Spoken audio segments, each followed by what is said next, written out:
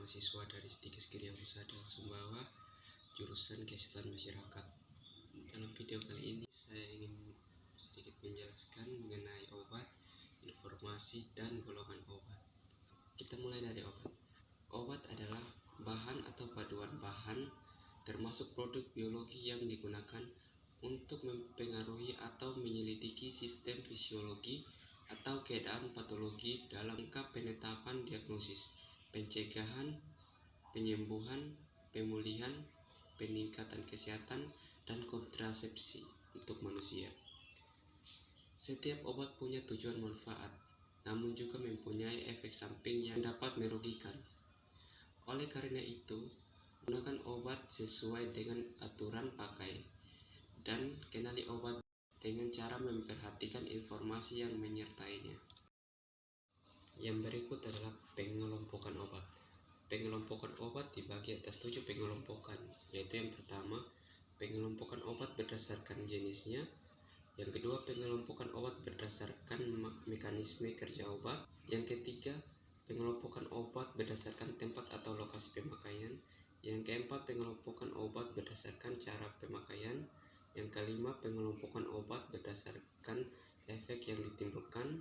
Keenam, pengelompokan obat berdasarkan daya kerja atau terapi. Dan yang terakhir, pengelompokan obat berdasarkan asal obat dan cara pembuatannya.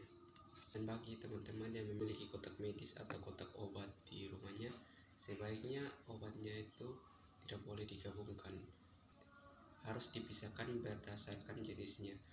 Karena ketika obat itu digabung, maka zat-zat penyakit akan bercampur dan menimbulkan penyakit baru untuk kita. Lanjut. Nah, pasti teman-teman pernah melihat gambar ini atau simbol ini di kemasan-kemasan obat ya. Apa sih maksud dari simbol-simbol ini? Simbol yang pertama adalah simbol dengan lingkaran hijau dengan tepian hitam atau obat bebas. Obat dengan simbol ini merupakan obat yang dijual bebas di pasaran dan dapat dibeli tanpa membutuhkan resep dokter. Contoh obat yang bersimbol lingkaran hijau adalah obat yang mengandung paracetamol, suplemen makanan, dan mineral. Nah, berikut lingkaran biru dengan tepian hitam, yaitu obat bebas terbatas. Sama seperti obat bebas terbatas dengan simbol lingkaran biru dapat dibeli tanpa resep dokter dan aman digunakan untuk pengobatan sendiri tanpa pengawasan dokter. Akan tetapi, mempunyai tanda peringatan khusus saat menggunakannya.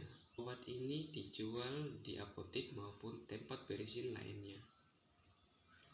Tanda peringatan pada obat bebas terbatas terdiri dari 6 macam, berupa persegi panjang dengan huruf putih pada dasar hitam.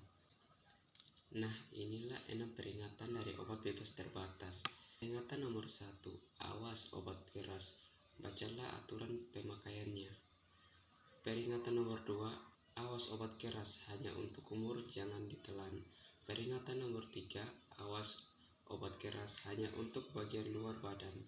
Peringatan nomor 4, awas obat keras, hanya untuk dibakar. Peringatan nomor 5, awas obat keras, tidak boleh ditelan.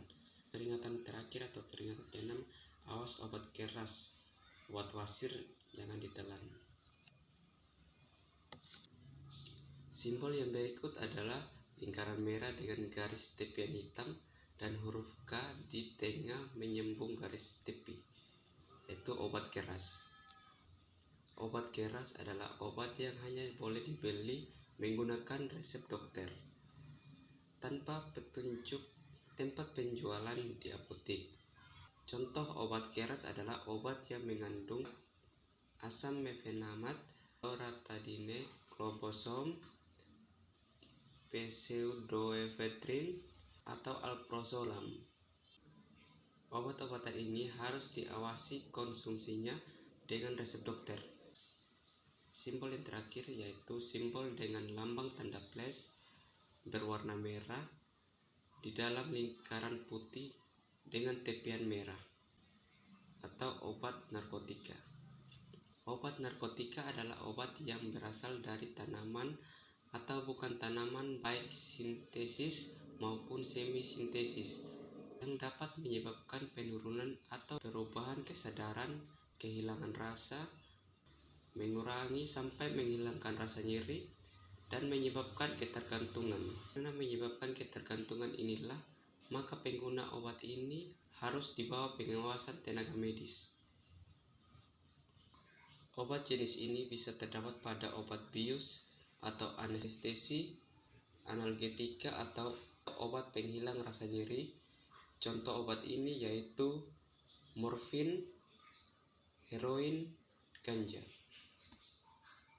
Jadi buat teman-teman sekalian, jika membeli obat atau minum obat, sebaiknya perhatikan logo dan peringatannya agar tahu obat apa yang seharusnya digunakan.